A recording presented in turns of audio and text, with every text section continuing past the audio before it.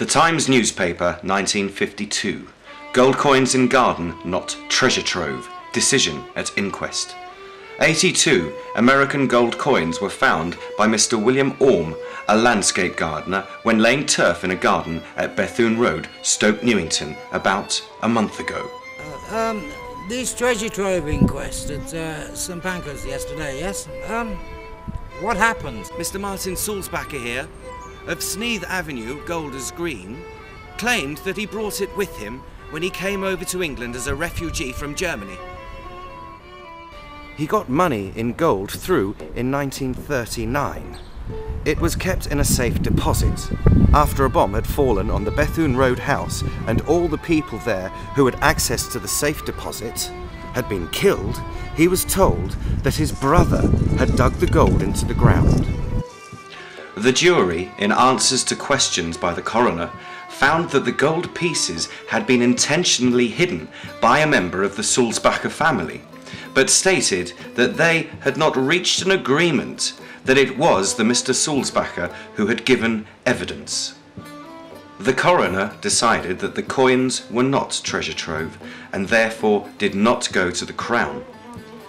He handed the box of coins to Mr. Sulzbacher, who left the court with an officer of the Treasury, Mr. Stanley Little. Mr. Little stated that the gold pieces would go to an accredited dealer in gold and that Mr. Sulzbacher would be paid the current price. Is it a coincidence that this find should resemble the find of 2007? Did Martin Sulzbacher just take 2 of the coins and rebury the rest? Or was Stanley Little acting on behalf of the US Federal Reserve in order to deliver this separate set of coins back to America? One thing is clear from this article. Sulzbacher was granted a jury who seemed to have very little sway on the outcome. And one of the finders from the 2007 discovery requested twice the presence of a jury at the inquest and was twice denied this privilege.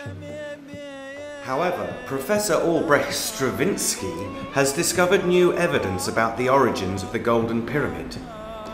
A recent discovery of Henry Aitken's notebook, eminent British Egyptologist, contained interesting new facts.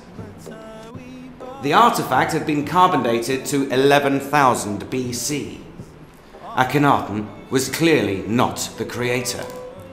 In these notes, Aitken explains that Atlanteans had constructed the powerful talisman with American gold and entrusted the Amerindians with it, as they were not a covetous people.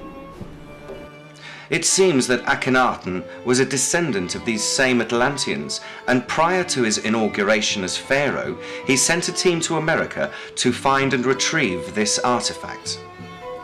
We could well surmise from this that the monotheistic worship was to an Atlantean sun god, and that this pharaoh went rogue to use the power of the pyramid to enslave his own people.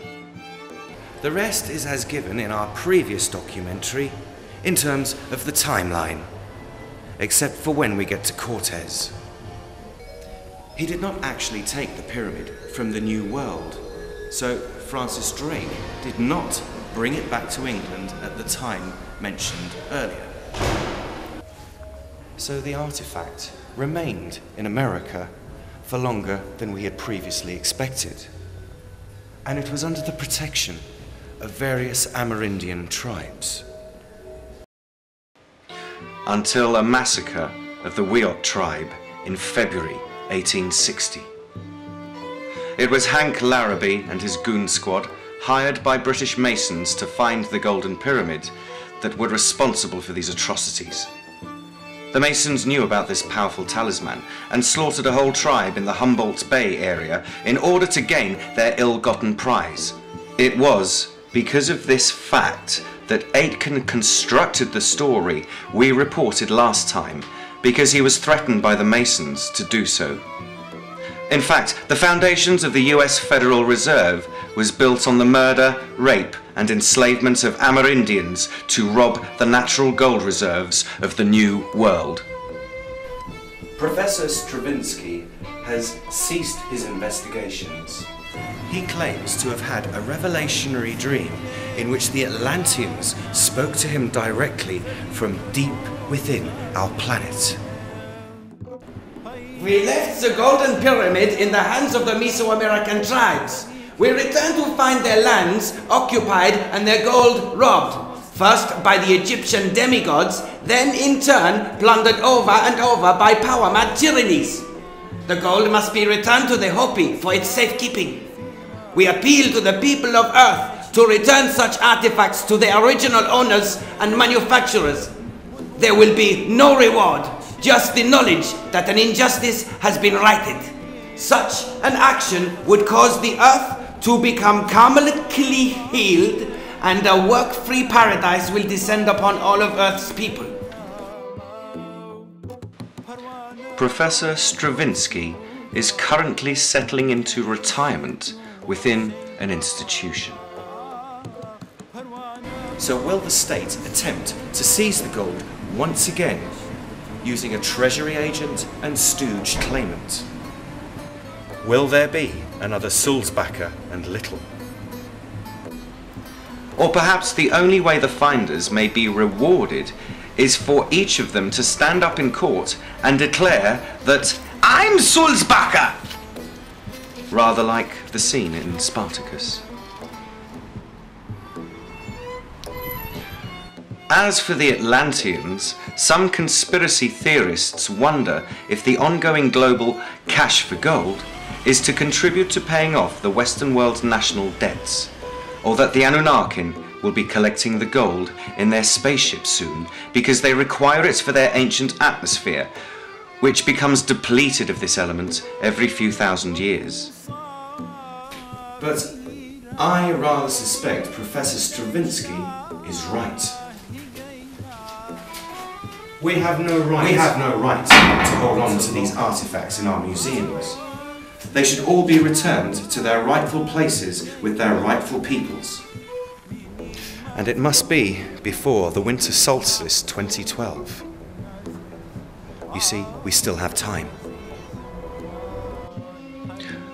Recent archaeological digs found precious little else at the site, certainly no more double eagle $20 gold coins.